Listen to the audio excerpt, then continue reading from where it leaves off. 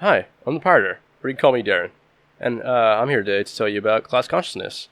What is it, why it's important, and why it can change your life. First, a brief history of class consciousness. The concept of class consciousness emerged during the early to mid-19th century, when Karl Marx began to separate the concept of a social class from the meanings that people attach to those classes. In modern vocabulary, the bourgeoisie were something like the upper middle class, who possessed a certain degree of wealth and power.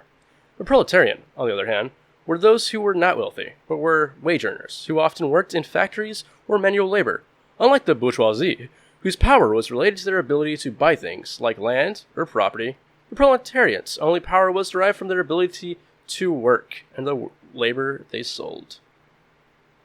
Class consciousness is awareness of one's place in a system of social classes, especially as it relates to the class struggle. The class struggle is the conflict between the owning class and the working class, the elite versus the average, the powerful versus the meek. For example, say you work at a bakery, you make pies all day. Your boss does very little.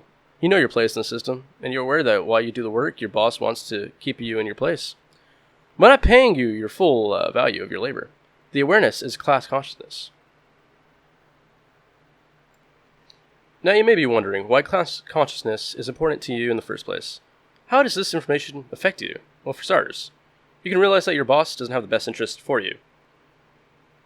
They only see you as an object they can easily replace. They'll vote against your interests, such as a higher minimum wage, a right to a union, longer paid vacations, and much more.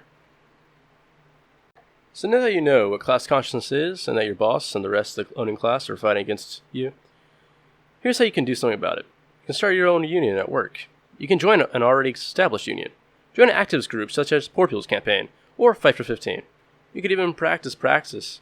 Or you can vote for policies and politicians that are against the elite class, and for the working class, such as universal health care, cooperative policies, higher minimum wage, a maximum wage on the elite class, and estate tax, or social housing, and other progressive policies. Because you know, it's the right thing to do.